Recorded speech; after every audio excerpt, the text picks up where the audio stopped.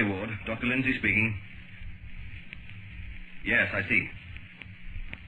Yes, I've got it. Right, we'll be ready. Sounds like one for the night surgeon. Night Surgeon. Dynamic dramas set against the background of a great city hospital.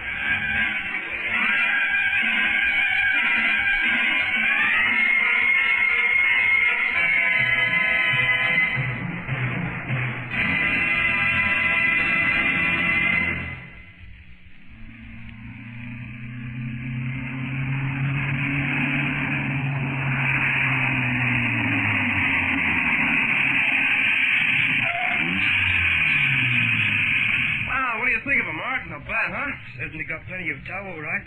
Must be those twin carbies. Yeah, that's what did it. 95 we hit back there. I didn't even have a flat out. Some car, all right. Even if she doesn't look it. You'd never guess she's got a jazzed-up engine in her. Looks just like an ordinary car. That's the way I like it. All those squares on the roads, I never clue that I can catch them. I don't see their faces when I burn past them. I'll bet. You're lucky, Albie, having an old man who buys you things all the time. I mean, this car. Gosh, it's a wonder your old man didn't keep it for himself. Ah, what for? He's got 2 others already. Say, here's a lot, though. He had it all fitted up like it was for himself. You know, ashtrays all over the place, cigarette lighter, even seatbelts. Yes, I noticed that. He must think you're a pretty steady driver. Steady? Ah, come on, let's really give her the work, see what you can do, huh? Oh, I don't know, Albie. Oh, come on. No, really. And I should be getting home. My mother worries if I'm out after 9, and I haven't told her I'll be late. Oh, so what? 10 minutes isn't going to make any difference. Yes, but Albie, I don't... what's the matter with you? You ought to wake up and live, man. Get with it. Well, okay, if you say so. All right. Lights on, and here we go.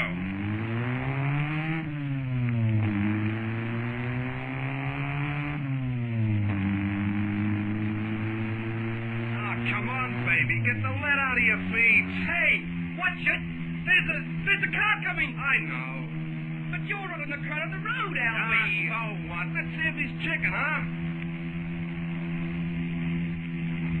Albie, it's still coming. Okay, stupid square. Okay, we'll see who's gonna move over. Albie, pull over. I think I like the blinding him. If anyone's gonna move over, it's him. Here, move over, you clock. Move! Albie!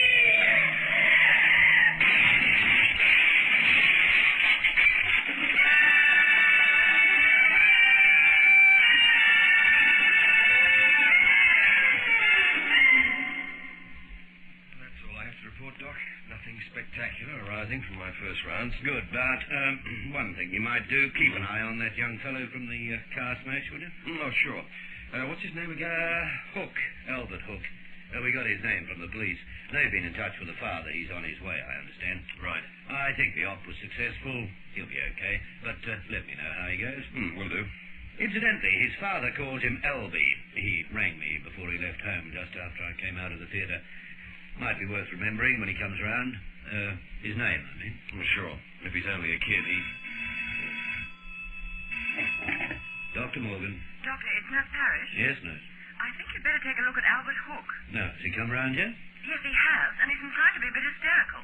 I felt it... All right, nurse. Dr. Lindsay will come down immediately. Very well, Doctor. That's Albie Hook now. He's playing up a bit. You better get down there, Bart. I'm on my way.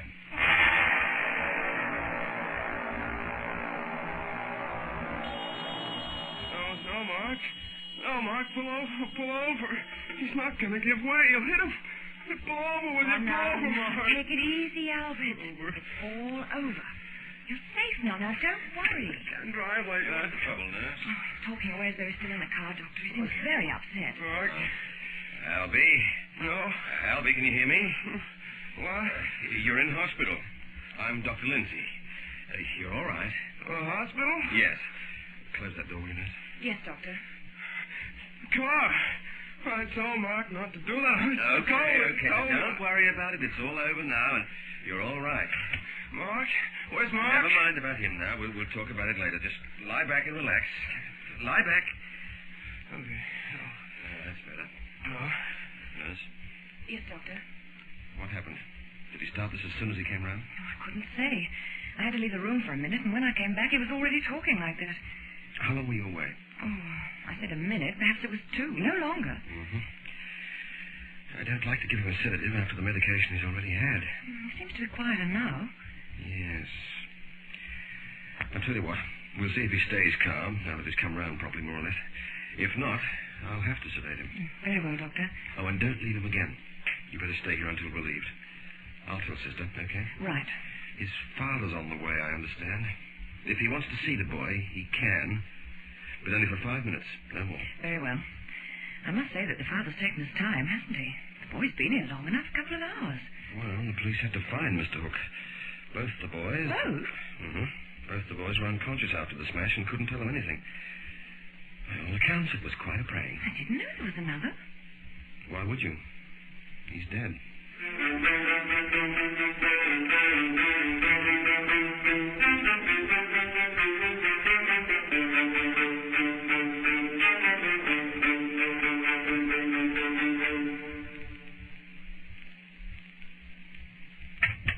You can stay only 5 minutes, Mr. Hook. Doctor's orders. I see. How is he? He's going to be all right, but he's still a bit groggy from the medication. Can I talk to him? Of course. He may be a little slow in understanding you and answering. Albie, it's Dad. Dad? Albie, can you hear me all right? Dad? They tell me you're going to be all right, son. Hello, Dad. I'm glad you came. Well, of course I came. I came as soon as I heard. But it took him a little time to find me. That's why I'm a bit late. It wasn't my fault, Dad. Honest, I tried to stop him. Don't worry about it. Oh, it was Mark. I shouldn't have let him drive at all, but he kept nagging at me. Mark Ashford? I'd never have a smash like that. You always told me to be careful, Dad. Yes, but I always have been. But Mark wanted to find out what the car would do. He was Well, like a crazy man. now, it We doesn't must have been doing about 80. I was yelling at him to slow down. We saw this car coming, and it wouldn't move over. Albie, And Mark was playing chicken with it. He wanted to force it to pull over for us. He stuck to the middle of the road until the last second. Then he lost control. Oh, that doesn't matter. Well, I could see we were skidding off the road, then something hit me. I must have been thrown forward, and my head hit the dash. So when they weren't killed. Oh, well, the seatbelt saved me. You remember the seatbelt you had fitted, Dad? Seatbelt? But Albie, they found you yards away from the car. Well, yeah, I came to after the smash. My first thought was to get out in case it caught fire. Oh, yes, of course. I couldn't do anything for Mark. I saw that. He was a terrible mess behind the wheel. Yes. I got the seatbelt undone. The door was open. I sort of fell out of the car and took a couple of paces. And that's all I can remember. I'm thankful you're alive, son. Mark's dead, isn't he? Albert. They won't tell me. Nobody will tell me. So he must be dead. Yes, son. Mark is dead. Oh, Dad, I tried to save him. I tried to, Dad. I know. It was his own fault. Miracle is he didn't kill you as well. You've always told me to be careful, Dad. I wouldn't do a thing like that. No, of course. You know, I've always been interested in engines, souping them up and all that, but well, it was just fun. I never liked driving fast. Don't worry, son. I know how things were. And everything's going to be all right. Now, we'll have you out of here and home again in no time. How's Mom? Well, naturally she's worried about you, but I made her stay home. She was too upset to come tonight. Well, I'm glad I'll be able to tell her you're all right. Oh, yes, Dad. You tell her not to worry. I will. Now, you've got to rest. Get well again. I've got to go and see the chief surgeon about you, okay? Okay, Dad. See you later, huh? See you later, Albie.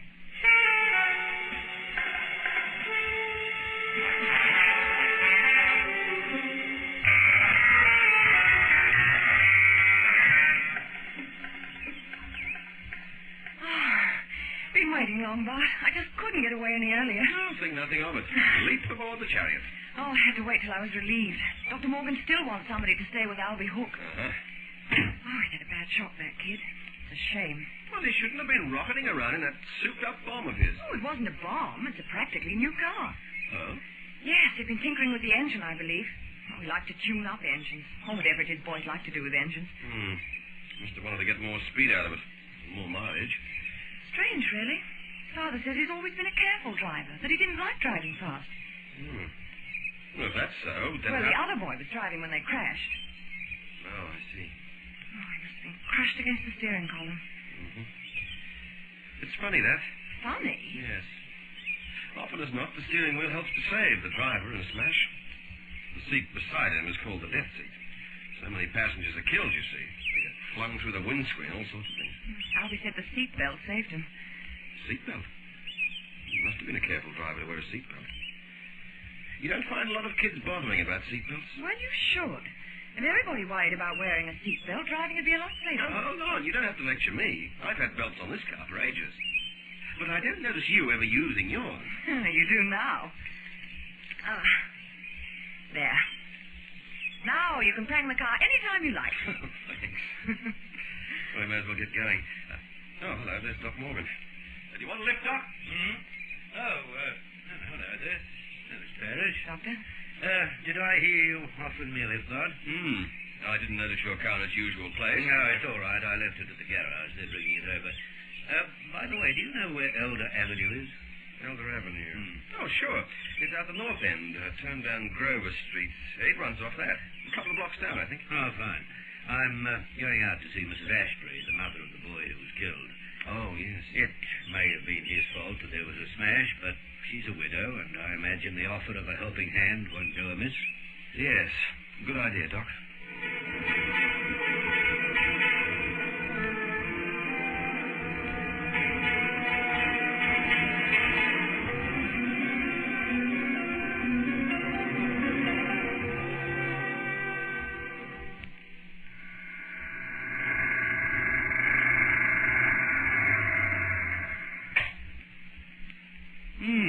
Very interesting. A nice little lathe.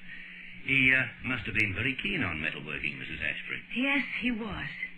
Most of his spare time was spent in this workshop, Doctor. Sometimes I had a job getting him out of it for meals, even. Mm-hmm. What sort of things did he make? Oh, models of engines, things like that. Beautiful they were, too. Worked marvelously.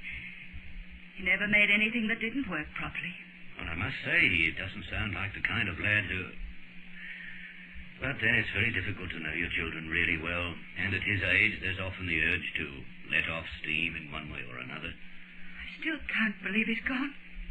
It's... You must let me give you something to take, Mrs. Ashbury, a sedative. I'm all right. I don't need anything. Oh, what's this? What? Oh, that. Well, strangely enough... Mm-hmm. That's something he was fixing for Albie Hook. Oh? It was something for the car. He was making it, actually. He was very good like that, Mark was. He was always doing something for one of his friends. They'd come to him with all kinds of gadgets that needed fixing. This looks like a buckle of some kind. Yes, he made it himself.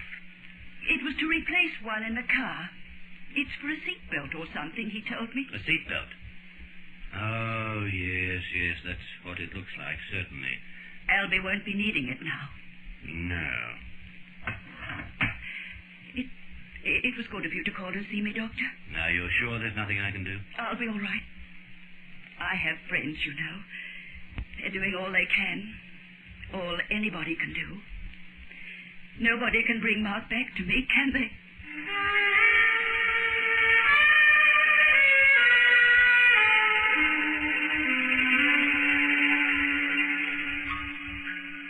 Yes, that's right, Mr. Hook. Dr. Morgan asked me to give you a ring. Well, thanks very much, Doctor. I don't mind telling you, his mother and I will be glad to get Albie home again. I'm sure you will. Actually, he could go out tonight, but I think it'll be best to leave it till the morning. Oh, yes, by all means. Another night in hospital won't do him any harm. Righto, then. What time will you be in for him? Oh, say about 10 o'clock? 10 o'clock? Fine. I'll leave a note for the day staff. Thank you, Doctor. Good night. Good night. Yes, Elaine? Pathology reports. On your desk? Yes, they're there somewhere. Finished with them? Mm-hmm. They're all yours. Good. I'll take them down then. Oh, by the way, about our trip to Craggy Mountain. What trip? You were going to drive me out to see Sylvia's new baby one day. Sylvia? Oh, Sylvia Blaine, you remember. No. Well, never mind. If I was dumb enough to let myself in for a chore like that, it's no wonder I don't remember. How about tomorrow? No can do. Can we leave it till next week? When next week? Oh, for Pete's sake. Well, you've been going to drive me out for weeks now. Let's make it definite. Tuesday? Okay, next Tuesday. We can make a day of it. I'll fix a picnic lunch and we can drive to the top of the mountain and have it there. Oh, well, I bet that sounds better than gooing over some ugly baby. Okay, it's a date.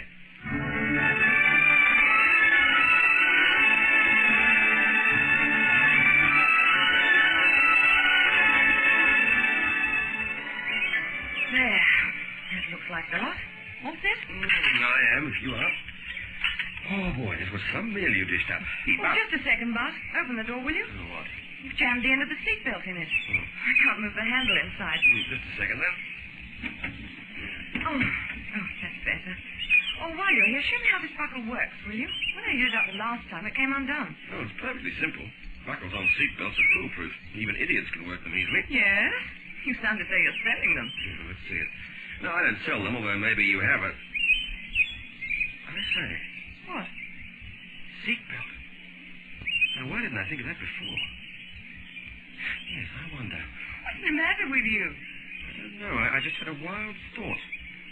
Something Doc Morgan mentioned to me. What about? About that kid, Albie Hook. The one who had the car crash. And the other boy. Oh, Albie Hook, for heaven's sake. He was discharged from the hospital last week. Come on, let's get this fixed. I want to get back to town in a hurry. There's something I want to check on.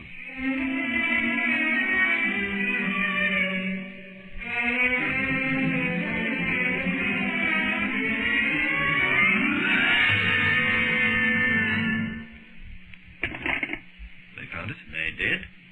We were lucky. The wreck had been taken to some wrecker's yard, but was still pretty much as it was after the crash. Oh, when I first contacted the police, they said they didn't think there was much hope of checking on a thing like that now. What did they find out? That you were right. Well, who are you ringing now? The boy's father, of course. This is something that needs checking on. Sister, would you get me the home of Mr. Arthur Hook, please? You'll find the number on an old card referring to Albert Hook, who was discharged last week, or you can look it up in the book. Shouldn't be hard to find. Right. What are you going to say to him, Doc? Just what we know. Well, isn't it beating the gun a little? How do you mean? Well, he won't like what you're implying, you know. He thinks the light shines out of that boy. I know. But then perhaps we have just one more case of a spoiled brat leading his father by the nose. Happens all the time these days. Yes, but you mightn't find the father too easy to convince. I'll take a chance on that. Dr. Morgan. Oh, yes, thank you, sister. Hello, this is Dr. Morgan of the Central Hospital. Is that Mrs. Hook? Oh, I wonder, could I speak to your husband, Mrs. Hook? Oh, I see. What time do you expect him back? He's what? Oh. Well, I'm sorry, Mrs. Hook, but this could be rather urgent. What time does the plane leave? I see. Well, thank you. I beg your pardon? No message, thanks. As a matter of fact, I may just take a run out to the airport. I can probably catch him there. Thank you. I'm sorry to have troubled you. Good night. What was all that? Hook is on his way to the airport. He's taking his darling son on a holiday for a month. That's a long time to wait. Too long. That's why I'm driving straight to the airport now. Now? I'll be back as soon as I can.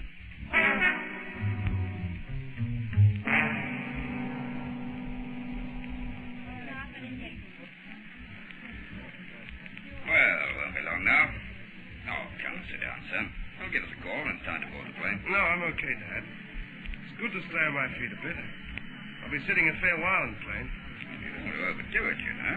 You've only been out of bed a few days. Hello, look. What? There's that doctor from the hospital. I wonder what he's doing here. Doctor? Where? Oh, yes, I see. He's coming over here. Perhaps he's on his way somewhere, too. Might even be on our aircraft. That'll be quite a coincidence. I've had enough of doctors for a while. I don't want to talk to him. Oh, no. That's not very sociable, Albie. Hello there, Doctor. Oh, fancy meeting you here. Well, it's not as much of a coincidence as you may be thinking, Mr. Hook. I came especially to see you. See us? Your wife told me you were taking your son on a trip tonight. I particularly wanted to see you before you left. Oh, what on earth can be as urgent as all that? A matter of culpable negligence, perhaps? And manslaughter? Culpable? Are you feeling all right, Doctor? Mr. Hook, suppose I tell you that the police have made an interesting discovery about the accident your son was in. Why, that makes sense. Well, it does to me.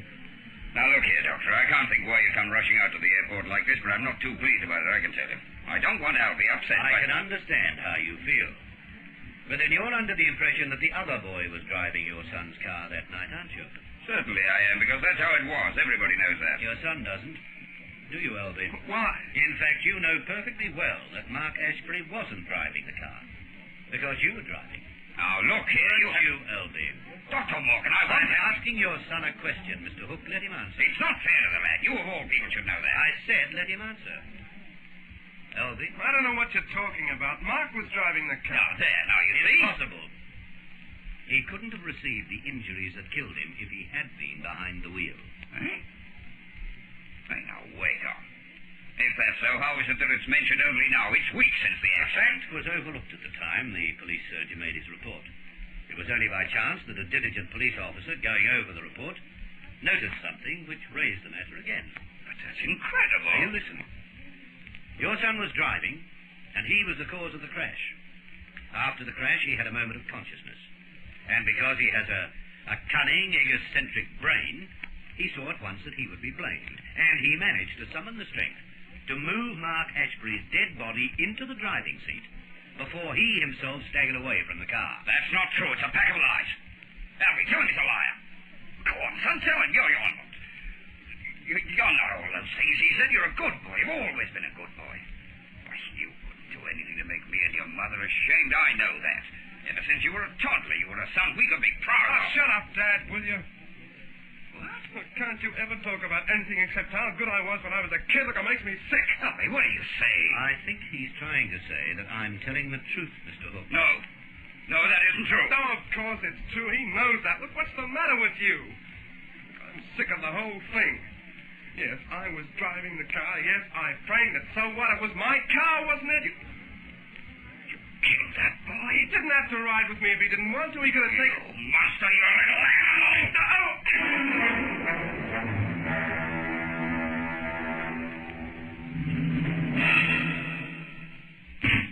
You could have gone with him to the police station, Mr. Hook. I just wish the police had found out about the other boy's injuries sooner than this. They should have. That wasn't possible. You see, the injuries to Mark Ashbury don't prove anything. What? But you said... I made it up. I had to say something to force Albie into confessing. Force him? But if it isn't true... It's true that he was driving the car, Mr. Hook. Only I couldn't prove it. Then how the devil could you say it's true? You told me, the first time you came to the hospital, you told me that Albie had said the seatbelt in the front passenger seat of the car saved his life. Yes, that's right. My assistant, Dr. Lindsay, reminded me of that. I'd forgotten.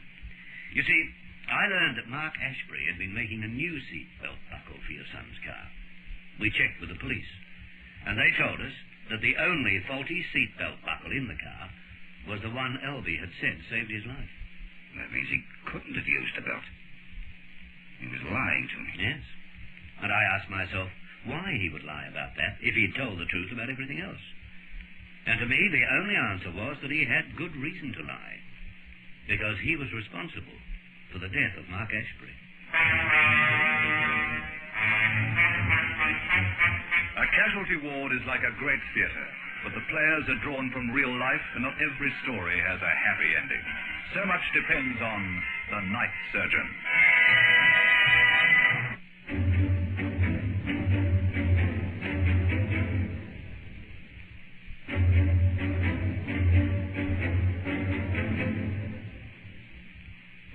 This is the United States Armed Forces Radio and Television Service.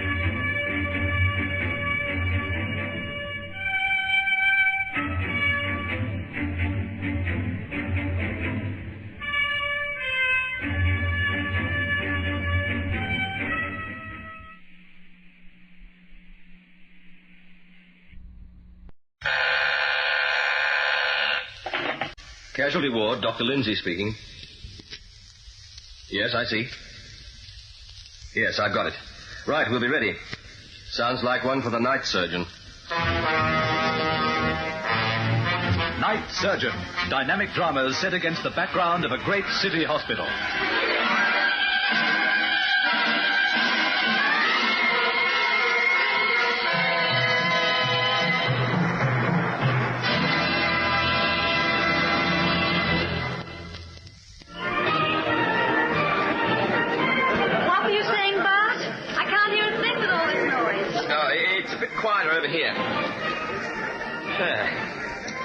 I was saying, I don't know whether you'd call this a garden party. It's more like a fete, isn't it? Who cares? It's for the hospital, Bart. Ah, ta-da! Oh, what's the matter with you? Well, you mentioned the hospital. All loyal employees should salute. I refuse to salute. It's enough that I let you drag me to this do of Lydia Rich's. Ironically enough, Lydia isn't. Isn't what? Rich. Well, despite her name, she and her husband just struggle along like the rest of us. But she's a tireless charity worker. As witness this garden party come fate or what have you. I suppose we'll have to spend some money. Buy some inedible cakes or some sickly jam or something. Well, if we find a knock-em stall, I'll throw a ball at something and win you a fabulous Cupid doll. Strange as it might seem, I think I can live the rest of my life without a Cupid doll. Uh-huh. I suspect a deep Freudian significance. You're probably an axe murderer. You mean you didn't know? Sue! Sue Powell! Somebody calling me? What on earth are you doing here, Sue? Don't tell me you have money to spend. Well, it isn't the long arm of the law. And if it comes to that, what are you doing here, eh? Oh, just snooping for pickpockets and such. Routine, you know. Well, hi, Sue. Long time no see. Well, that's your fault. Oh, do you know about Lindsay? No, I don't think I do. How do you do? Bart, this is Ray Burbage. Oh, I should say Detective Constable Burbage. How do you do? A detective, huh? Well, there goes my chance of pinching a pot of jam from one of the stalls. Oh, Ray would be on you like a hawk. Jam stealers are his speciality. Oh, the last time I saw you, Ray, you were going to take me to lunch. What happened? Well, you know how it is, Sue. Things come up. Besides, it looks as though you might have been busy anyway. Busy? Oh, you mean Bart. Oh, don't worry about him. He's just a doctor at the hospital. He means nothing. Oh, pardon me when I sink into the ground. Well, in that case, it looks as though I'm stuck with you, doesn't it? Well, I've heard of a lunch invitation put a little better than that, I'm sure. Lunch? Oh, yeah. Well, yeah, it's a date. But I'll have to ring you and let you know what day. Oh, goodbye, lunch. Oh, well. How are you both enjoying this affair? No, we're not. And we have to shove off soon.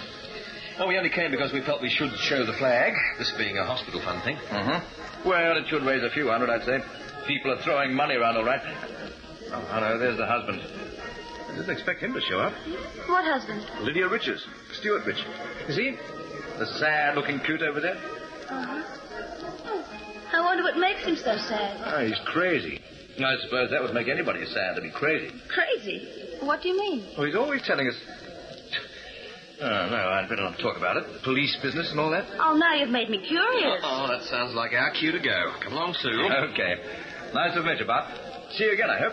Oh, and, Sue, I'll call you about that lunch date, and that's a promise. See you do.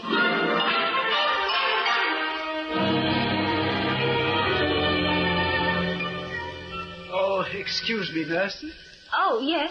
I want to talk to someone. What about? Wait a minute. Haven't I seen you somewhere? I don't know. I don't remember you, but... Oh, yes. It was at the garden fete a couple of days ago. You're Mr. Rich, aren't you? Oh, that's right. But I still can't remember meeting you. You didn't. You were pointed out to me. What can I do for you? Oh, well, it's about my wife. She's been brought in here. Mrs. Rich? She's in the hospital? Yes. Oh, I didn't know. What's the matter with her? She fell down some stairs at home. Oh, dear. Badly hurt? Hurt? Oh, no, not this time, I'm glad to say.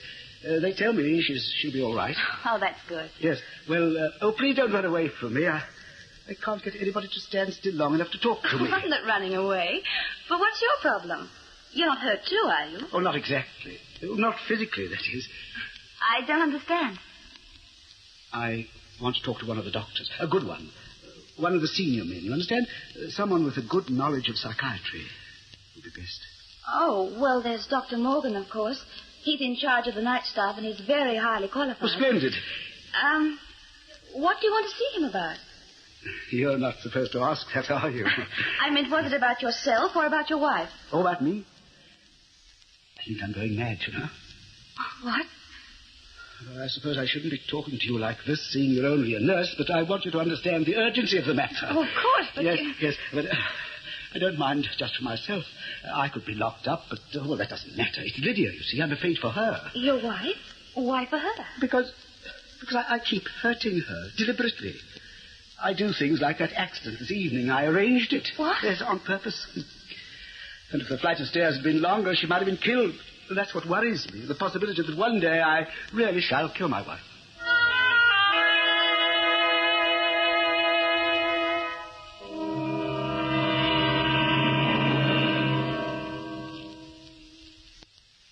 Yes, that's right. Yes, yeah, well, call me back, will you? Oh, I'm sorry for that interruption, Mr. Rich. Now, where were we? You were asking me about my parents, Doctor. I don't know what for. Well, we don't have the time right now for a full psychiatric examination, but very often it isn't necessary in cases such as yours. Well, how do you mean? Oh, you're not a fool, Mr. Rich. You're an intelligent man. And I think you're probably suffering from some, shall we say, misunderstanding that exists between your conscious and subconscious mind. You think so? Yes. Now, what I propose to do at the moment is simply to find out a little about you.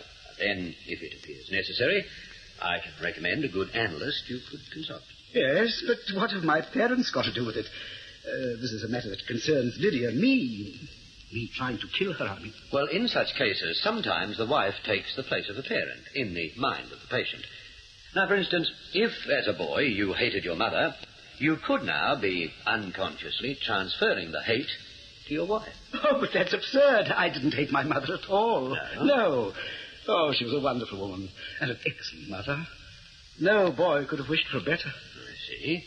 She ever scolded you, punished you, perhaps unjustly? No, never. She never so much as used a harsh word to me. Oh, she sounds a very unusual mother. Well, then, perhaps she spoilt you instead. Spoilt me? Oh, no, she didn't. In all fairness, I can't say she spoilt me. She was firm, but gentle. I see. Tell me, as a boy, you must have at some time or another done something of which your mother disapproved? Something for which a child is punished? Oh, I suppose I did, but she never punished me, never. Can you recall any such occasion? Well, it's quite a time since I was a child, you know. You think? Try to remember some occasion. It may be helpful. Oh, well, let me see, then. Oh, yes, there was the time I sneaked into the pantry and took a slice of seed cake. I was very fond of seed cake. And what happened? Oh, Mother knew I'd done it. She'd forbidden me to have any cake. It was not good for me, you know. That's what she said. When she asked me if I'd taken it, I was frightened and I lied. She knew I was lying. And what did she say? Nothing. She just looked at me. And then she turned on her heel and walked away. She never spoke of it again. Now, I want you to be careful answering this next question, Mr. Rich. How did you feel about all that? Feel? Well, I felt guilty. I felt terribly guilty and ashamed. I could have died of shame. Because your mother had found you out? Yes. I would have given anything for her not to know what I'd done. Anything. And? And what? That's all. Oh, no, it isn't. You think again. Try to remember about your mother. First of all, you felt you'd give anything to have her not know about your little crime. And later? Later? I don't really know. I can't... Oh, that's right. Well, I knew I'd have to go on facing her day after day. And there would be other times when I would do something bad and she'd know. And how did that make you feel about your mother? I felt I wanted her not to be there. I wanted her dead. So I'd never have to face her again.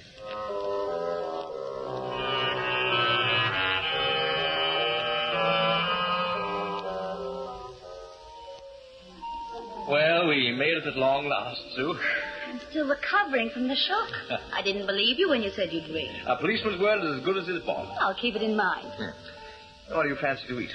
Oh, I don't know. You dream up something for me. Okay. All I need is a waiter. Can't see one. He looks as though he belongs to us. Well, somebody will show up if we wait long enough. You're not in a hurry, are you? My day's my own. But haven't you got to go back and arrest some innocent bystander or something? Oh, sure. I have a list of 6 innocent bystanders to be arrested immediately after lunch. Talking of arresting, remember Stuart Rich? That nuisance. What about him? Nothing. Only maybe you should be arresting him. We'd love that. But it so happens we're not obliged. Well, what do you mean he'd love being arrested? I shouldn't have said that. You're not supposed to talk shop. Well, neither am I. But I don't say that I owe Mr. Rich anything in the way of keeping secrets. He just came right out and told me. Told you what? That he's trying to kill his wife. Huh? Oh, not you, too. Me, too. Has he told you that? Well, maybe I shouldn't talk about it, but seeing he's been at you as well, you're probably entitled to know. Know what? Well, that nut is always running to us, claiming we must stop him injuring his wife, maybe killing her. The police, you mean? Mm-hmm. He's been to the police with the same story? At least 4 times in the past 12 months. For good heavens. We couldn't do anything about it. In any case, even if we'd believed him, we couldn't take action. No crime had been committed, as far as we could tell. And we can't arrest people for only thinking about committing a crime. But this is extraordinary. Stuart Rich extraordinary?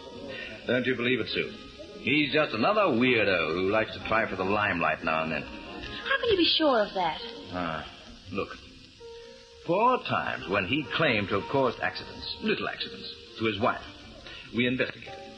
She claimed it was all rot, and she was right. There was no reason to suppose he had anything to do with injuring her. So if... Ray, I think you should tell all this to Dr. Morgan at the hospital. Dr. Morgan? Well, what for? Because Mr. Rich wants to see him. And Dr. Morgan may run the risk of taking him seriously. He's a fool if he does. Anyway, I don't need to see the doctor. If you like, you tell him what I said. And suggest he gets rid of Stuart Rich fast.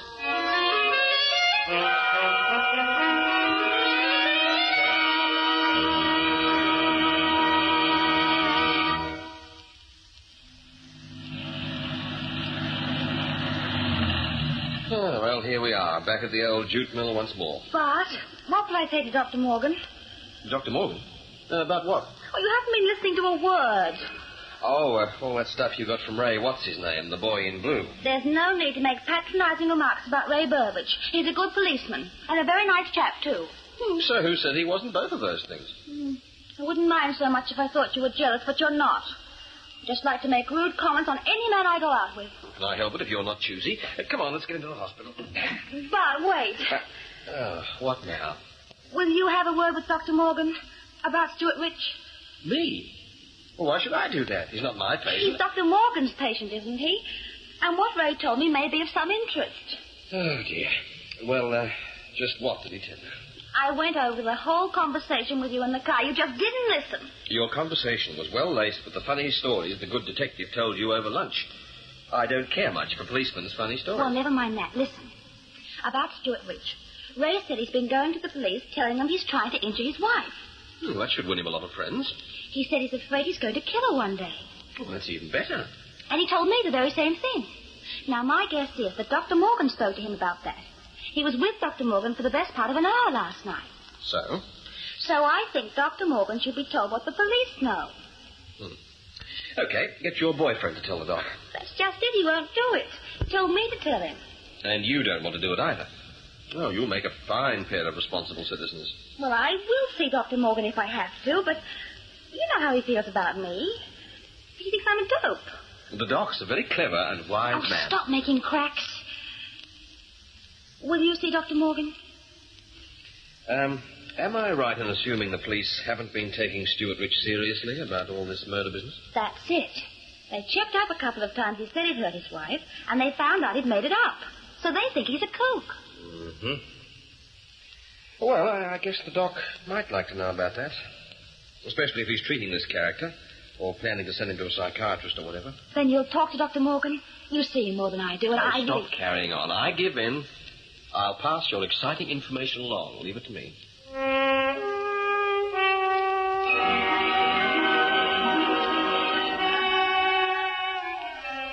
That's what I wanted to talk about, Doc. Yes, I was wondering why you were so curious. Sue Powell's friendly with some policeman. Oh, yes. And he told her they have Stuart Rich tabbed as a crank. The police? Yes. He's always trying to convince them that he's feeling compelled to do things to harm his wife.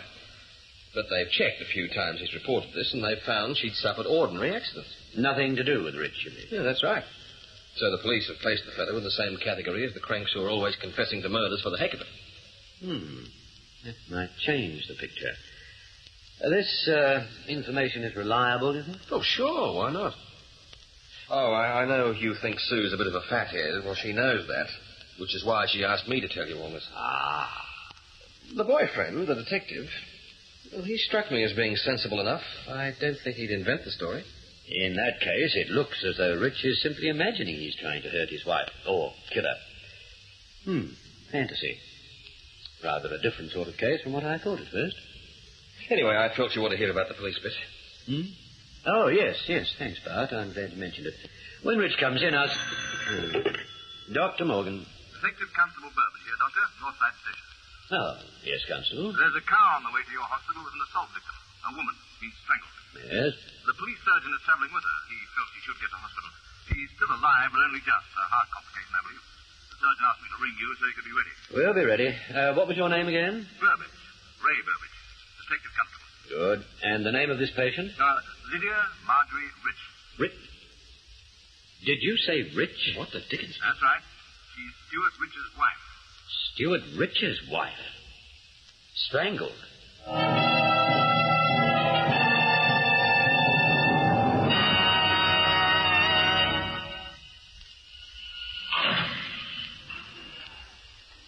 Look, Mr. Rich, don't you think it would be nice to go away, annoy someone else for a change? But I tell you, Constable, I did it. It was I who strangled my wife. I suppose you know your wife died 10 minutes ago? Yes, it's terrible, terrible. That makes me a murderer. It doesn't make you anything else. A murderer. And poor Lydia, she never hurt a fly in her whole life. I'm a monster, an absolute monster.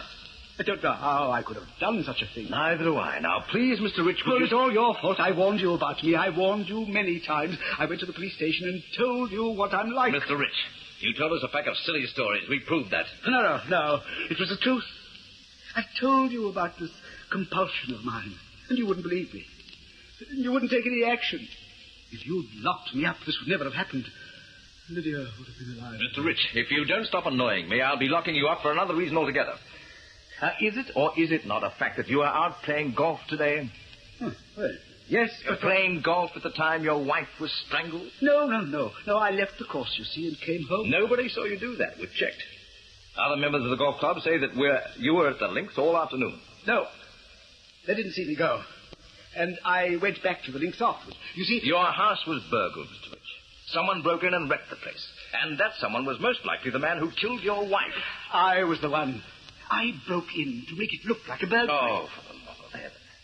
Mr. Rich, if you went to all that trouble, why would you tell us now? Well, because I'm normal now. When I did that, I was having one of my fits, I suppose you'd call them. But now I know how it all happened. I did it. I know how it all happened, too, and I tell you... Constable Burbage, I believe you were looking for me. What? Oh, Dr. Morgan. Yes, that's right. I'm sorry to have kept you waiting. It's about Mrs. Rich, of course. Yes.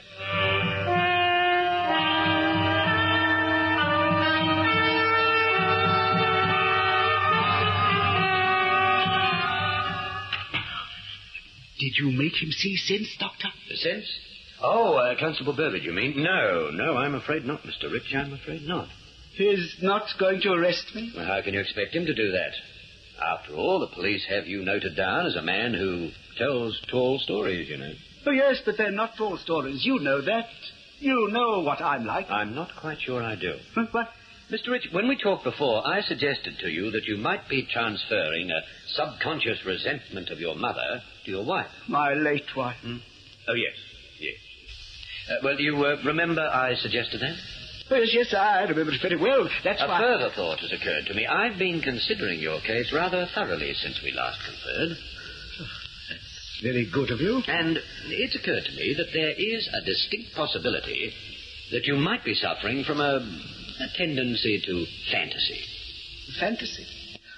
You mean making things up? Yes. Oh. Well, now you're sounding just like the police. That's what they said. I didn't expect a doctor, a man of your experience, could be so stupid. I'm not being stupid at all. It's quite feasible that with this childhood guilt complex weighing on your mind, you could become addicted to making up stories about committing crimes in order to seek punishment for them. Oh, is that so? Yes. It's the urging of your subconscious to be punished. Your mind is aware that you were not punished by your mother when you should have been, and therefore, perhaps it now goes out of its way to seek punishment. But how interesting. Then that would account for my making things up, wouldn't it? Yes, it would. I say, isn't that marvelous? I mean, to know that the police are right about my wife, that I couldn't have killed her. Yes, I imagine that would be rather a relief. But on the other hand... Oh, excuse me a minute. Yes, of course. Dr. Morgan. Oh, yes, Constable. Were you able... Oh. Yes, I see. Well, it's lucky that it's all so cut and dried, isn't it? I mean, If he had known his mother, it would have been hard to upset the story. But if she died when he was born, then it blows his whole story sky high.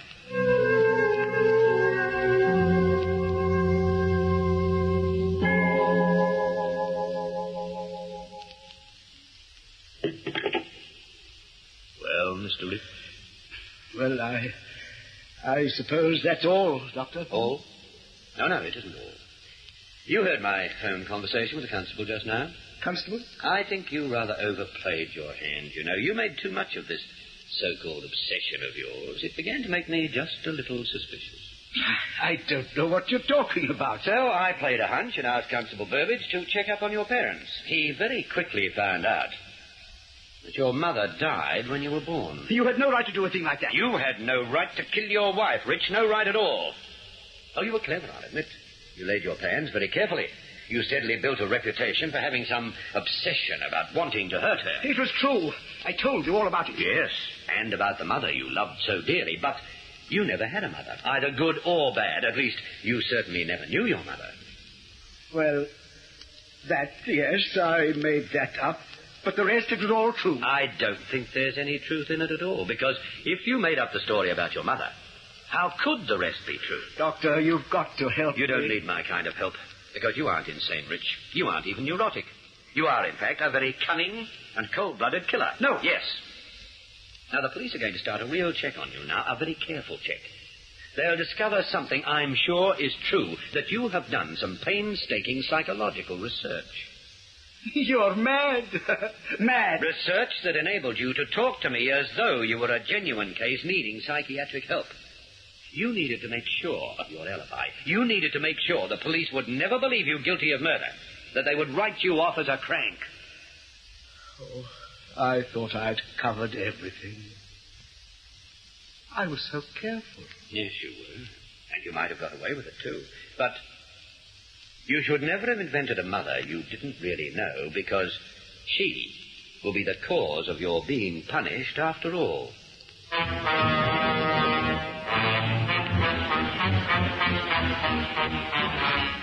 A casualty ward is like a great theater, but the players are drawn from real life, and not every story has a happy ending. So much depends on the night surgeon.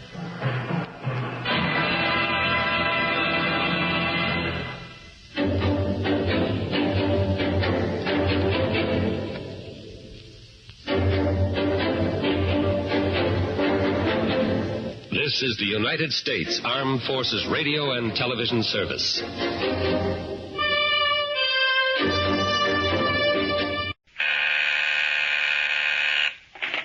Casualty ward, Dr. Lindsay speaking.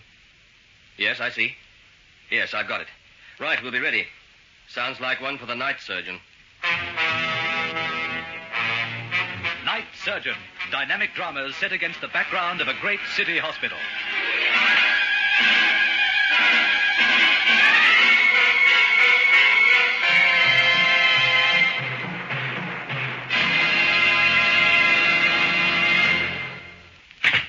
Well, this is it. Do you like it? Yes. Yes, it looks a very comfortable apartment, Dick. For a bachelor it is. It lacks the touch of a woman's hand, of course. But, and darling, you'll be able to help me there, won't you? Dick, I should be getting home. I've only just arrived. What's the matter? I don't know. Suddenly it just seems sort of cheap or something. Cheap? You couldn't call this apartment cheap, Anne. It costs a fortune. You know I don't mean that. Look, I thought we'd settled all that. You agreed you don't owe Noel anything? Nevertheless, I am his wife. Oh, yes, the wife of the great Noel Warren, captain of industry. So what? He treats you like something the cat dragged in, and yet you feel you owe him some kind of loyalty. I didn't say that. I know you didn't say it. Because we talked it all over, and you don't want to go back on your word. But you still can't help feeling a kind of loyalty, now can you? No, it isn't like that at all. It's just that, well, like this sneaking up to your apartment. We came up just to have a drink. Now, what's wrong with that? Dick, don't make fun of me. I'm not. I said a drink. I meant it. Well, now, what would you like? Scotch? Oh, yes, all right. Anything. No, it's funny. I never thought you'd turn out to be such a Puritan. Neither did I. At least, I suppose I didn't expect to feel the way I do. Which is? Well, I thought we'd settled all that. You agreed you don't owe Noel anything. Nevertheless, I am his wife. I know you didn't say it. Because we talked it all over, and you don't want to go back on your word. But you still can't help feeling a kind of loyalty, now can you? I Dick, you say you love me. If that's so, how can you really be satisfied with... Well, darling, I wouldn't sound exactly satisfied with it, but if you're a man and in love with a woman, you'd understand just how urgent the feeling can be. I don't understand you men at all. I don't see how love can be associated with some hole-in-the-corner existence. You say now I would never give you your freedom. Well, what else is there for us, then? Here, come on. Drink this. You'll feel better. Thanks. I don't quite know how to put it to you, Dick, but I'm not sure that... Well, not sure of what? That I want my freedom. From no one, I mean. Oh. That is what you really want? What the devil? There must be someone in the bedroom. How the devil could that be? Dick, be careful. Hey, you there. What are you doing here? Hey, come back, you found old Dick! Now he got away. Who did? Well, a burglar, I'd say. We must have disturbed him when we arrived. He was hiding in the bedroom. But how did he get away? This is the first floor. He jumped from the balcony. Had to grab at him and missed. Well, no good going after the blighter. He disappeared into the shadows. Seemed to have hurt himself, though. Limping badly. He's already a cripple. I got such a fright when he made that noise. Dick. I just thought that he must have heard us talking. What of it? Well, you mentioned my name, Noel's name. Noel is very well known in this town. He forgot about that I'd been here in your apartment. What are you talking about? Do you imagine that some rotten burglar's going to be in a position to spread gossip about you? For heaven's sake, the man will have enough on his mind just escaping from here.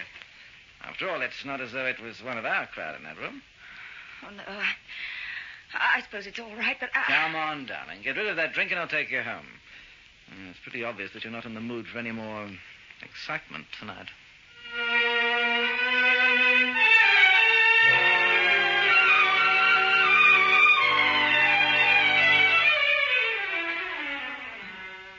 Easy does it now. Just ease down into the chair. Careful. Yeah? Ooh. Lucky I made it, eh? I can't think how you did. Your leg's probably broken. You shouldn't have been walking around on it at all. Oh, I wasn't actually, you know. I'll tell you how it happened. I live alone, see? And I was inside the house, minding my own business, and all of a sudden I hear this meowing outside. Meowing? You mean a cat? That's right, a cat. Caught in the barbed wire on the top of my garden wall, see? And my place is rather old-fashioned like. There's a big wall round it, 12 feet high it is, with barbed wire on top. I see. Well, I couldn't stand the yowling and meowing of this cat, see? So I got my ladder and I went out on the footpath to get it down. I had to go outside, couldn't get at it from inside. So you climbed the ladder and fell off. That's right. Got the cat loose all right. Had it scratch me. That's gratitude, that is. And I fell. Tried to get up and just managed it. I was feeling pretty poorly by that time, I can tell you. I bet you were. Anyway, along came this empty taxi cab, see? So I yelled out and he came over and gave me a hand. And that's how I got into the hospital. Well, you were certainly lucky that What's this, nurse? New case? Yes, Doctor. This is Mr. Fisher. Probable fracture of the leg. He fell off a ladder. I see. Well, let's have that trouser leg off. Mind if we cut it off, Mr. Fisher? It's badly torn anyway. You go ahead, Doctor. What's a trouser leg between friends, eh? Ow! Ooh, it's mighty sore now. Well, I'll give you something for the pain in a minute. I want to see the leg first. It's okay. I can take it, as the saying is. Listen, Doctor, if I have to stay here, can I have one of them rooms with a telephone in it? You know, a private room, like? Oh, certainly, if you feel like paying for it. Oh, that's no trouble. Money's no problem to me. I've got a big deal coming up, I have. Oh, and I have 40 quid on me right now, so I should be good for the room, eh? All ready, Doctor. Oh, good. Let's see. Say, it'll be doing things in style, eh? Lying in a hospital bed, being waited on by all the pretty nurses, doing all my business by telephone. That's the life for me.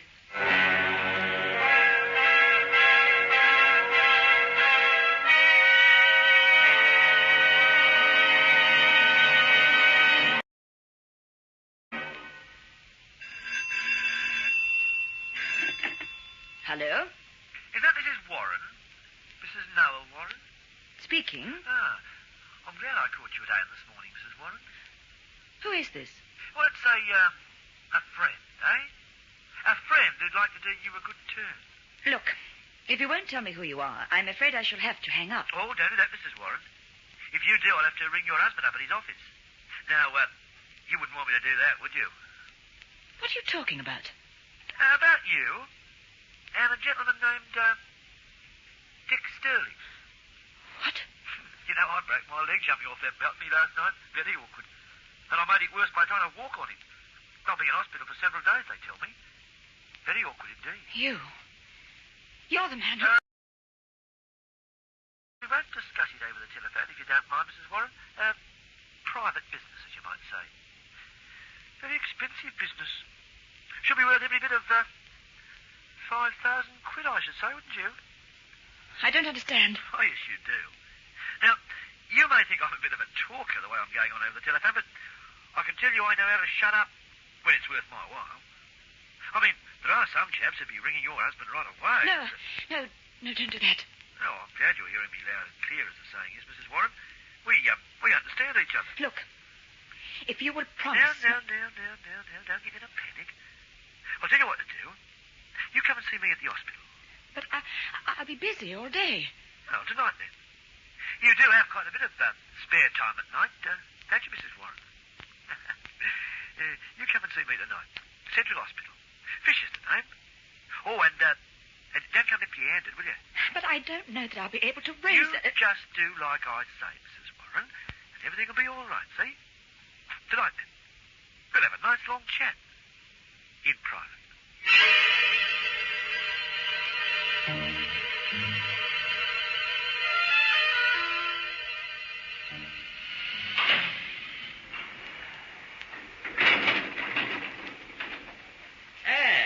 Anne Warren. What? Oh, good evening, Henry. Well, by all that's wonderful, what brings you to the hospital? Oh, I'm just visiting someone, you know. Well, that's a relief. I thought for a moment you might have, Well, how are you? It's a long time since I was able to ask. No, I'm fine, thanks, Henry. I'm just fine. And you? Oh, a few more grey hairs, a few more wrinkles. Otherwise, pretty much the same, you know. Nora was talking about you just the other day. Mm-hmm. He was saying we must have you to dinner some night. I'm sure we could fit you nicely into one of our groups. Between two attractive women, perhaps. Oh, poor old Noel, still trying to marry me off, eh? Yes, that little plot won't work, and you can tell him. I did try to explain that, as you're on night duty, dinner party's out. Yes, that's true. But you know my husband as well as I do. He's a bad listener. Always making arrangements and giving instructions, but he never listens to anybody. Oh, you're so right. Well, it's delightful to see you again anyway, Anne. Perhaps if you like to change that dinner party to a luncheon, I might get around to accepting. I'll keep that in mind. Good. Well, I must run along. I'm on my way to the theatre for an op. You're visiting someone, you said. Anyone I know? No, I shouldn't think so. A man named Fisher. Fisher? Fisher? Oh, yes, he came in with a broken leg. Said he fell... Oh, but wait on. He can't be the one you're looking for, though. Why? Well, he'd hardly fit into one of your groups, as you call them. Yes, I see what you mean. Well, no, he's not exactly a friend. He's a one-time employee. Oh.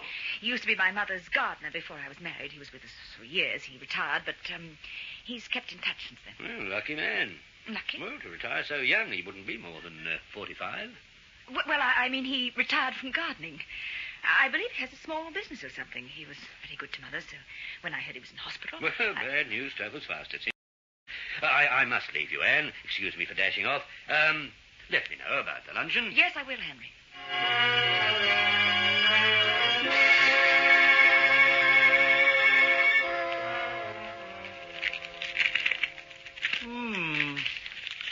Well, it's not quite what I told you, is it now, Mrs. Warren?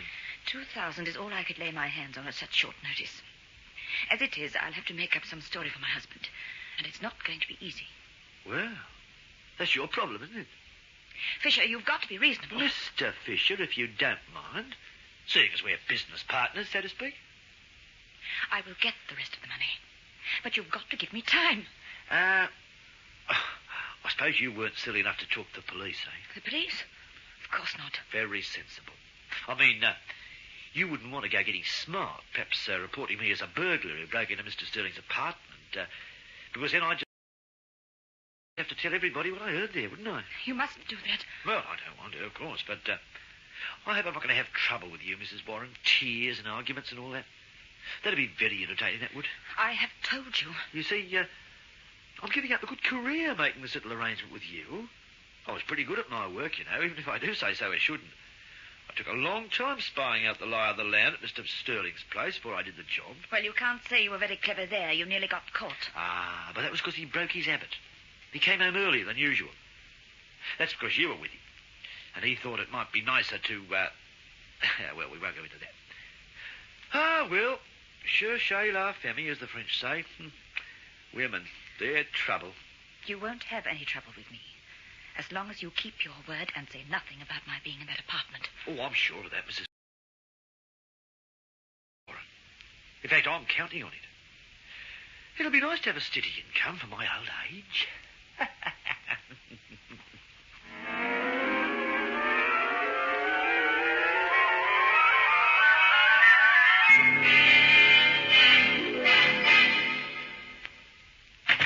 Good evening, Mr. Fisher. Oh, good evening, Doctor. Here we are again, eh? Here we are again. How's the leg? Pain gone? Oh, my word, yes. Felt good when I woke this morning. And no trouble since. No trouble at all. Good. Well, we'll have you up and managing to get about in a day or two. Have to keep the plaster on, of course. Oh, I expect I will. That's understandable. I believe you had a visitor this evening. Visitor? Yes, Mrs. Warren. You know her? Oh, yes. Practically everybody down knows the Noel Warrens, of course. I suppose so, but you don't know her real well, eh? Not particularly well, no. Not as well as you do, I imagine. Me? Yes. After all, she visited you. That must mean that... Well, no.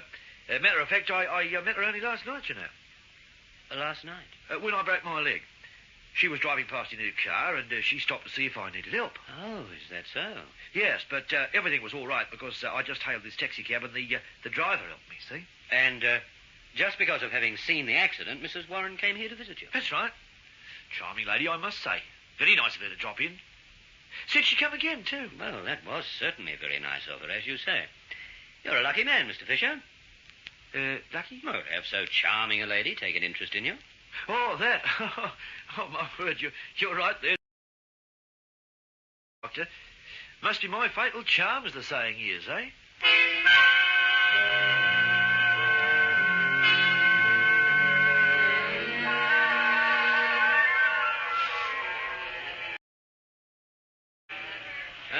Might have known this is where I'd find you, Bud. Oh, hi, Doc. Take a pew. Why would Anne Warren be visiting a stupid creep like Fisher? I don't know. That's what I've been wondering myself. Oh, Doc, are you sure that I met her on the way in. She wasn't quite so upset then, but she said some very odd things. At least they seem odd to me now. So? I've always felt a bit sorry for her, you know. I mean, Noel's a friend of mine, very decent chap, but I suspect he makes a terrible husband. You suspect? Well, he treats her so casually. Always has done, as far as I know. Swept her off her feet when he was courting her, got married, and that was that. He's a good bit older than she is, isn't he? Yes, he is. But not too old to learn, I hope. Otherwise, their marriage could end up a flop. And what does that last bit mean? Oh, well, it means that I think I'll take a run out to the Warrens' place when we knock off. I'm just enough older than Anne and her husband to have a fatherly talk with her.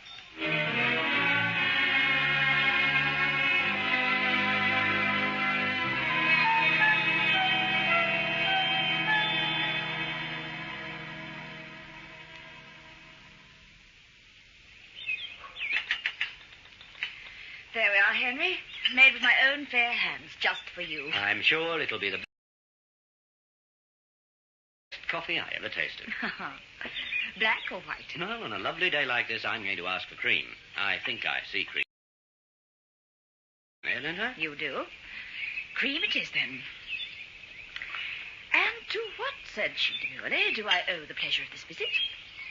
To get straight to the point, you're going to see Fisher. Sorry, I've made you spill it. Here, let me... No, it doesn't matter. Just leave it. I have spare cups here. You're upset? No. I'm perfectly all right. Better put down the coffee pot, Anne. I fear we're not going to enjoy coffee right now anyway. That's better. Henry, just what is this? I don't see that you have the right... Perhaps I don't. But I've known you and Noel for some years now, and I'm rather fond of you both. Well, that sounds very nice, I'm sure. Do you feel like telling me why you went to see Fisher? I did tell you. He was my mother's gardener. Was he? Odd that he doesn't remember it. Doesn't remember? No. He said he never met you before he had the accident. Oh. And perhaps you should have warned him about the story you gave me. Well? Henry, please. I can't explain it. Don't ask me. Would you rather I ask Noel? No. No, I thought not. Is this man Fisher blackmailing you, Anne? Why, how could you possibly know that? Just a shrewd guess, actually. There could have been other explanations, but then I heard you were upset when you left the hospital, and you told me such a bald lie about knowing the man. Henry, I've been nearly out of my mind with worry. I didn't know what to do. But Noel must never know. Look, if you have any friendship for me at all, you mustn't tell him. What's the basis of this blackmail? I can't tell you. I'm sorry, my dear, but you're going to have to. All right. Fisher is a burglar. It was my bad luck that he broke into a man's apartment the night I went there. He overheard us talking. Names were mentioned. He broke his leg escaping from the apartment. Dick tried to catch him. Dick? Dick Sterling. I don't think you know him. And I won't be seeing him anymore anyway. And it wasn't very serious? It wasn't serious at all, not really. Oh, I had some sort of a crush on Dick. I was lonely. Well, you know how Noel is. His wife is almost certain to be lonely. And the temptation to look elsewhere for affection is... But you didn't love this man? No. That night, there was nothing to it. We just had a drink and then he drove me home. I'd never done anything like that before. I never will again. You know what you're going to have to do, don't you? Do? I don't... You asked me not to tell Noel. But you're going to have to tell him.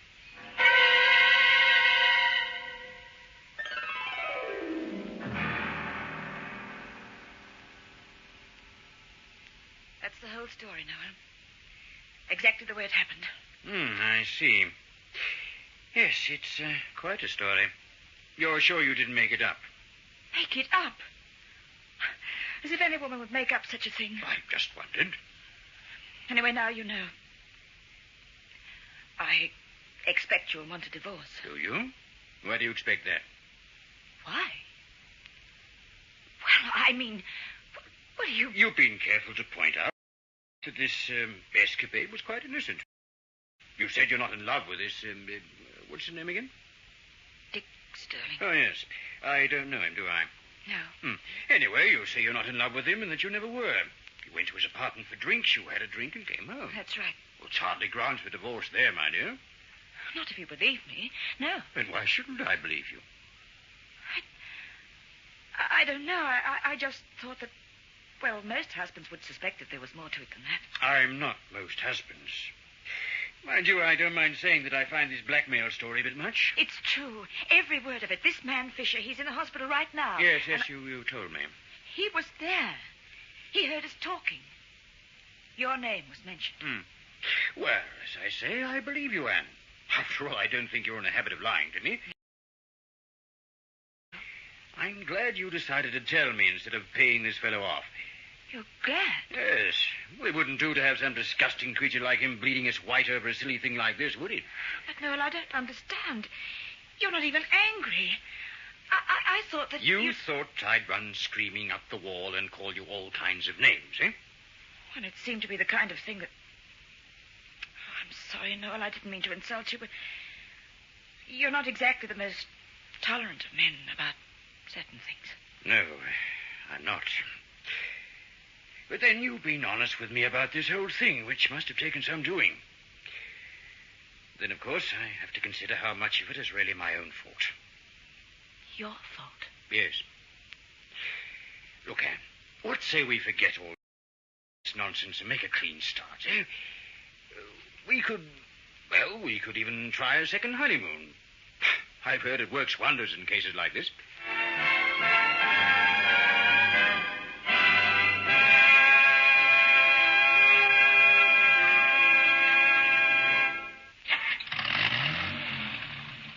say, how are the Warrens managing, I wonder? Very well. Perhaps they'll manage even better than before. Oh, you think so? I do. You said you persuaded Anne to tell Noel about her little indiscretion. So I did. Well, I'll bet you £1 she loses her nerve. Noel's pretty rough with people.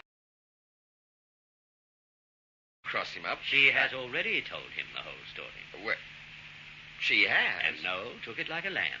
Told her he appreciated her honesty and said she should forget the whole thing. For Pete's sake, is he sick or something? Not really. You see, Anne Warren doesn't know it, but somebody went to Noel and told him she'd cooked up a little scheme to make him jealous. A what? The idea was that if she pretended someone was blackmailing her over some fictitious indiscretion, then Noel would realize how he'd been neglecting her. Oh, you mean he'd think his neglect must have forced her to have a flirtation with another man? That's right. So, believing it was all an invention, Noel could afford to be big-hearted and tell Anne it didn't matter. Yes, I guess he could. Of course, he had to pretend to believe her, otherwise it might have been embarrassing, showing her up as a liar. Well, now I've heard the lot. Just a... Casualty ward, Dr. Lindsay speaking. Yes, I see. Yes, I've got it. Right, we'll be ready. Sounds like one for the night surgeon. Night Surgeon. Dynamic dramas set against the background of a great city hospital.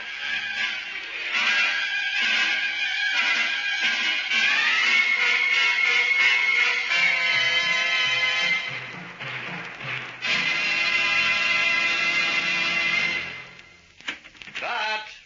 Over here. Hi, Doc. That's a lucky break. You're driving this way to the hospital. I should think it is. Well, it's just as well I haven't along, standing there with your nose in the paper. Oh, what do you know? What? Dermot Shane's dead. You know, the biologist. No, is he? Oh, good heavens, he's a loss to science. Brilliant man. How did he die? He was only, about 40, I'd say. Drowned. Drowned? In a swimming pool at his home. Couldn't swim.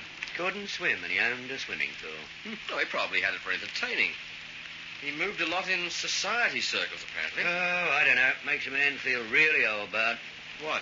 Well, I flatter myself I'm a slightly better than average doctor. Oh, no, don't overdo it now. But by heck, I have to work at it all the time. Yet you get these brainy young birds like Dermot Shane who can constantly startle the world with their work in biology and have time to spare to entertain society. Just how do they do it? Search me. Maybe it's just a case of having an overactive thyroid. That doesn't account for the brilliant mind. Oh, true. Personally, I find being brilliant takes up all my time. Oh, does it? Well, just watch yourself, my lad. I might hold you to that.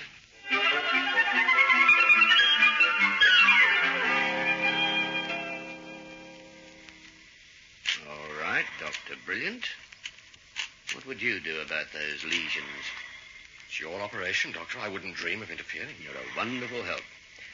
Scalpel? You going to drain? No, I don't think it's necessary. Once we get that pressure off the brain. Retractor? I'll take it. Right. Now then. Yes, I think she'll be better if we close it up as soon as possible. One of those cases where the less fiddling about, the better. If that depression had gone another half-inch. Yes, that's smashed by all accounts. The driver told the police he didn't see her, but she was in a pedestrian crossing, so he'll be in trouble. Suture? Manage this side? Yes, I think so. Incidentally, she hasn't been identified. When she's able to give a name, the police will have it. I'll see it's done.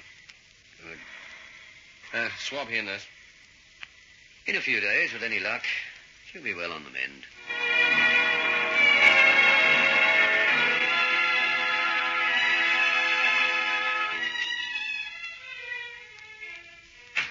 Good evening.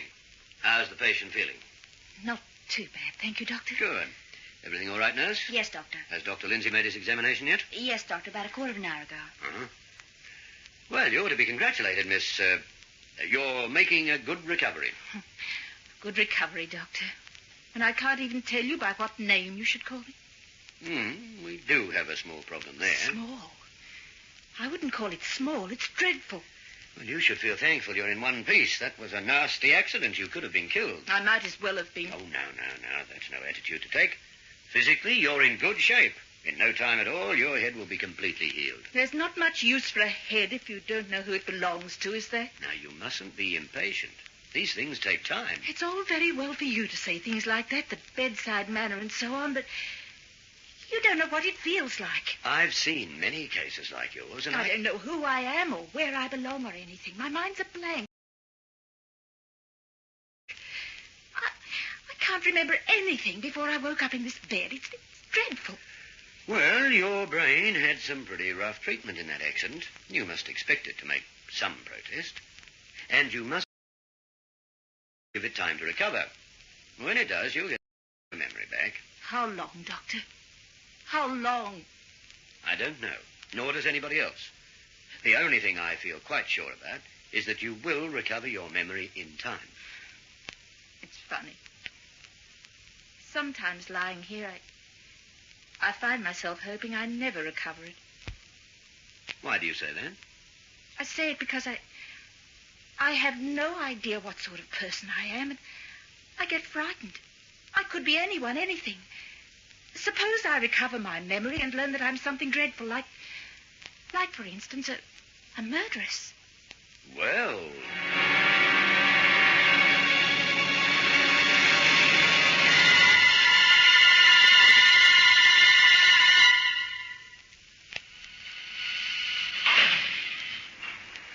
Well, can I or can't I, Bart? Well, why ask me? I'm not going to give you permission and then have Sister Verity jump down my throat about it. But she said it was all right with her as long as you said I could do it. Oh. Well, okay then. Go ahead. Oh, goody. But remember, only if you have spare time. You'd better do it in your coffee break. Okay. Well, no argument. Greater love hath no nurse. Then she will give up her coffee break for a patient. Well, it'll be good for her, Bart, for her morale. And she could do with a boost. Yes, I guess so. Not much fun lying around in hospital for a week without knowing who you are. What does Dr. Morgan think? About Miss X getting her memory back. Well, just quietly, I think he's a little worried. He expected her to have started remembering some things before this. Poor girl. I feel terribly sorry for her. Hence the manicure routine, huh? Yes. Well, normally it would have been setting her hair, I suppose, but seeing she hasn't any hair, I had to think of something else. Well, she has hair. Starting to grow out. And it's blonde. She dyes her hair. Doesn't everybody? I don't. Women, you idiot. Everybody changes colour these days. It relieves the monotony. And when are you becoming a brunette? Why? Would it help? I make no promises. I'll have to see you as a brunette before I buy you. Oh, you like yourself, don't you? What makes you think I'm for sale? I was speaking figuratively. Ha. Hey, here comes Sister along the corridor. On your way, Cleopatra.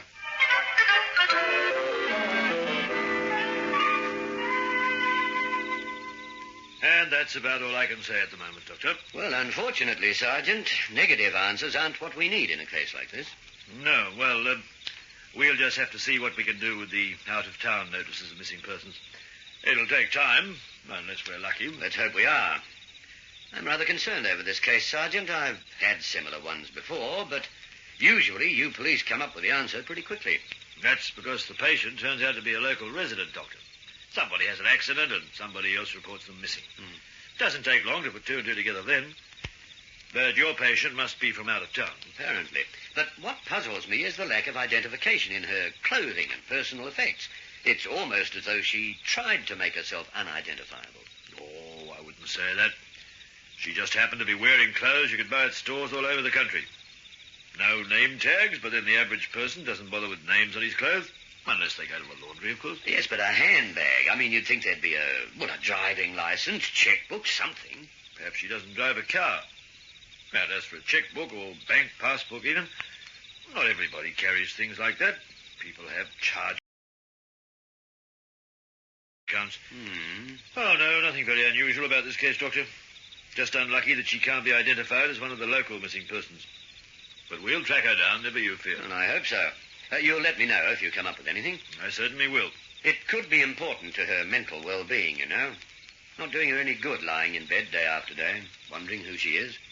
No, I suppose it isn't. We'll do the best we can for you, Doctor. Now, I'd better be getting along. Nice of you to walk to the car with me. I felt like a breath of fresh air anyway. No, you've got the night for it. Very pleasant out. Well, good night. I'll keep in touch. Right. Thank you, Sergeant.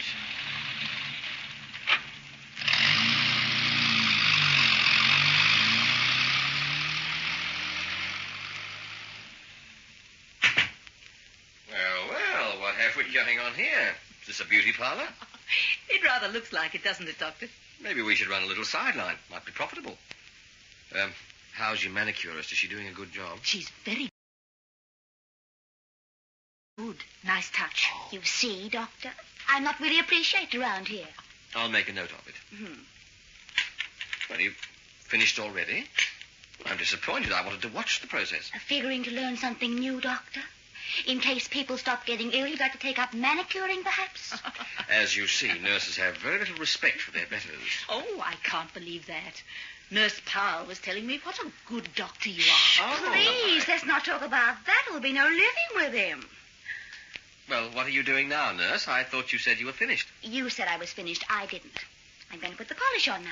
Oh, great. I might learn something after all. Ready? Here. It's very interesting. Oh, that's funny. What is? Well, why do you start with the thumb of the right hand and then do the little finger next? I don't know. It's just the way the patient put out her hand, that's all. Oh, how about that, miss? Why did you get her to put the polish on the little finger after doing the thumb? Oh, why not? It's always done like that. Is it now? Very interesting. And even more interesting, just how did you know when Nurse Powell didn't? It's not a subject a man would know anything about. No, maybe not. But it might be a subject a man might find out something about. What do you mean? Just what I said. Well, come on, nurse. It's time you got back to your normal duties. Well, me too, for that matter. I hope I haven't disrupted the hospital routine. Well, if you have, don't worry. Does a hospital routine good to be disrupted now and then? Well, thanks for letting me watch the operation. It's a pleasure. Just as long as you don't ask me to watch one of your operations, Doctor. I won't. See you later. Right. And thanks again. That's very interesting, you know. What is? That business of the fingers. The way she offered you the thumb first and then the little finger. Well, I don't see what And then with the left hand, she didn't. She offered the thumb followed by the first finger. Are you going off your rocker, Bart? Seems a pretty trivial thing to get so worked up about. Ah, but is it trivial? We don't know who that woman is. We have to call her Miss X. She has no idea who she is or what kind of a life she led before she came to the hospital. Well, I can't imagine what having her nails done can have to do with it. When I asked her why she offered the fingers in that order, she couldn't say. It just seemed to come naturally. So what? Suppose there was a reason for it. Reason? I don't know Suppose she was an expert on fingernails. And she knew that was the way they were to be done. Well, I don't do my own that way. Oh, yes, but that's not the same as putting polish on another person's, is it? No, but... You're not a trained manicurist, Sue. Like most women, you learn to fix your own nails, but you're not used to doing them for other women. Well, Miss X seems satisfied with the way I did hers, so you needn't go stop on as carrying on. I'm not knocking you. Well, can't you see what I'm getting at? No. Look, if it happens that the way Miss X got you to paint her nails is the way of an expert, a professional, then maybe that's what she is. Say, maybe you have something. She's lost her memory, so she wouldn't realize she knew anything about manicuring. That's right. Yes, but the mind plays funny tricks. The habit of doing the nails a certain way is almost like a reflex action. The brain retains that while losing conscious memory. Well, it's a start. That is, if you're right about the nails being done that way by pros. I can soon check on that. A phone call to one of the beauty salons is all that's necessary. Just be careful what you say on the phone. If they get the impression you're inquiring about having polish on your own nails, there could be some nasty gossip about Dr. Bart Lindsay.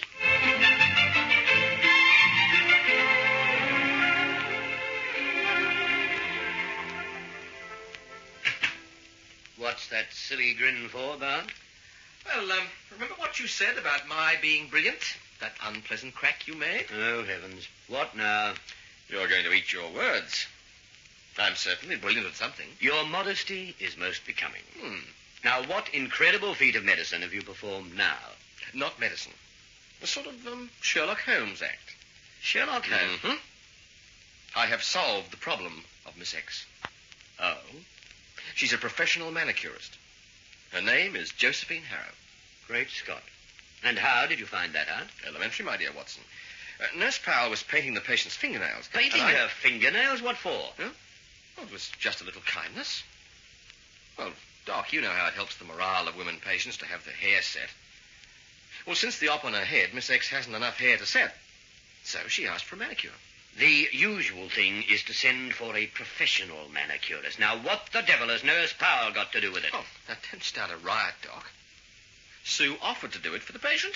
Miss X, or Miss Harrow, I should call her, likes Sue, and that was it. The nurses in this hospital, Bart, have certain specific duties that should keep them extremely busy. Now, Yes, if we find that one of them has nothing more important to do than fiddle about giving manicures, Doc, well, then, it's time we examine the question of being overstaffed. Doc, take it easy.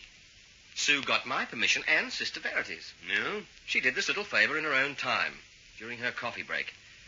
And if Sue Powell goes without her coffee break to help somebody, I, for one, am not going to discourage her. Well, all right, then. Yeah, well, get on with it. What about this manicuring business?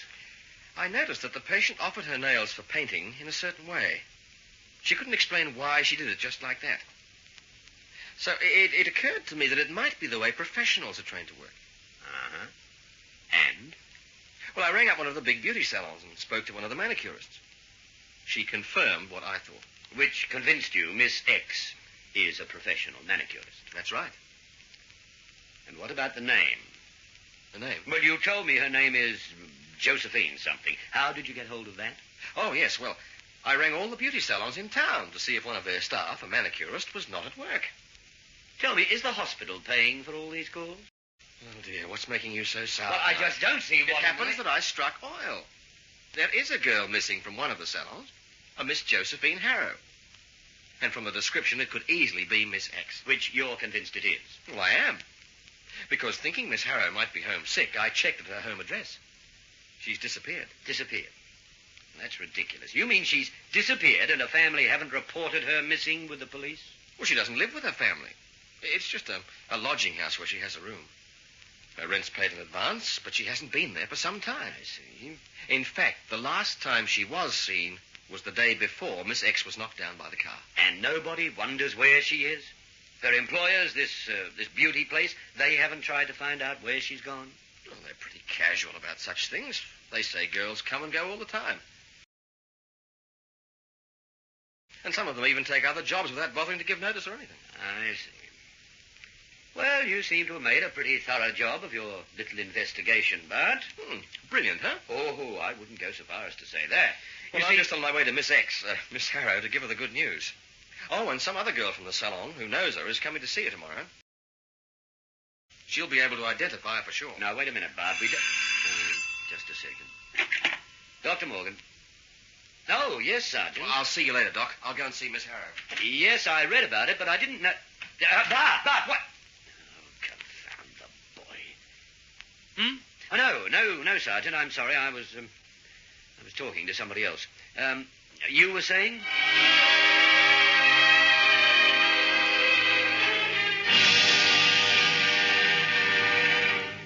Well, Miss Harrow, I've some good news for you. I beg your pardon, Doctor. What did you call me? I called you by your name. You're Josephine Harrow. Josephine Harrow, am I? You surely are. You're a professional manicurist. You live at 33 Lovebury Street, and you work at the Belle Coiffure Beauty Salon. Good heavens. Well? That's astonishing. I mean, I have no recollection of anything like that. And the name... But you have no recollection of any past, have you? No, that's true. So, why shouldn't you be Josephine Harrow? No reason at all, I suppose. Josephine Harrow. Well, it's not a bad name to have, is it? Very nice. Professional manicurist. I don't feel like a manicurist. Well, you will. Once you get back on the job, it'll all come back to you. Well, even now, it's obvious you haven't forgotten some of your professional tricks. Oh? Well, that's how I got onto this. Remember I remarked on the way you offered your hand for Sue to put the polish on? Yes, that's right. You did say something about that. Well, it occurred to me that might be the way an expert would do it. From there, the rest was just a matter of checking up. Yeah, it sounds very smart to me. So, that's what I am. Of course, it'll take a little getting used to. Well, don't worry about it. Now that you really know who you are, you'll find other things will start to come back to you. I hope so. It's rather uncanny feeling you have no past. Well, it's only a matter of time. Oh, and by the way, one of your acquaintances from the salon will be up tomorrow to see you. Now, she'll make the identification complete. Well, I owe you my thanks, Dr. Lindsay. It's quite a relief to know I am someone. Yes, I guess it is. I'm very glad to have been able to help. Oh, here's Dr. Morgan. I was just congratulating Miss Harrow on being Miss Harrow, Doctor. Oh, yes. Well, I imagine it's always a relief to be able to identify yourself, eh, Miss Harrow? I was just saying that to Dr. Lindsay. It's funny. When he told me my name, it sounded strange at first, but even in a couple of minutes, I've started to get used to it. Mm-hmm. I'm looking forward to meeting someone who knows me. Dr. Lindsay said one of the girls from the salon would be coming to the hospital tomorrow. Yes, well, that's why I came down right away. I wouldn't want you to be disappointed. Disappointed? I've put off the girl's visit for a few days. Oh, but... Now, I want you to have time to get used to your identity again, you know? Oh, but I want to see her. I want to be sure Don't worry about it. Now, you must remember this sudden revelation has been a shock to your mind. A pleasant shock for the most part, but the mind needs time to get used to a thing like that. Oh, well, if you say so. Let's just take this step by step in easy stages. Time enough for you to have a visitor a little later. All right. You're the doctor. But I can tell you I feel much better already. I was so afraid I might turn out to be something terrible. Yes, you told me. It's wonderful to think I'm just an ordinary person after all. Of course. Well, now, we must let you get some sleep. Enough excitement for one night. Come along, Doctor. Right. Thank you for everything, Dr. Lindsay. I can't tell you how grateful I am for your help. Well, the pleasure's all mine, Miss Harrow. It makes you feel good inside when you can do a thing like that for someone, Doc. Yes? Well, let's see how good inside this makes you feel. That woman in there is not a professional manicurist, and her name is not Josephine Harrow. When I spoke to the police about her, it took them about 10 minutes to learn that Josephine Harrow had made a holiday reservation on the day you say she disappeared. The first agency they rang was the right one. Doc, you didn't tell the patient I was wrong. Why? You'd already convinced her that she was this Miss Harrow. It's too early to upset her with the truth. Yes, I guess it is. Except that if the truth's even better, I don't see why you... Hey, what about that manicuring business? Well, I mean, she acted like an expert. Rubbish. She acted like a woman who was used to having her nails done at a salon, that's all. Didn't think of that. No, you got this bee in your bonnet about experts being the only ones to know that. And that bee has led you a merry dance, Bart. You've made quite a mess of this. Oh, now take it easy, Doc. It can't be as bad as all that. I mean, if the patient is some well-to-do type who has manicures all the time, well, that's even better than being Miss Harrow. Oh, she's well-to-do, all right. She's the widow of Dermot Shane. Dermot Shane? It was you who told me about his death. Now, what you didn't know, but what the local police have learnt, is that she suffered a guilt complex about his death because it was her idea to have a swimming pool against his wishes. Oh, brother. Yeah, but they didn't live here. Apparently, she came here to disappear. She dyed her hair, she wore chain store clothes. She didn't want to be found because she felt she couldn't face her hometown friends. I wondered why Shane bothered with all those parties and society functions when his heart was in his biology work. She was the one. She was the one who wanted to live it up. And she felt his death was her fault. You were so eager to rush in and tell her who she is, Bart, but in a week or two, will you feel like telling her the truth? That she really is the terrible person she's afraid of being?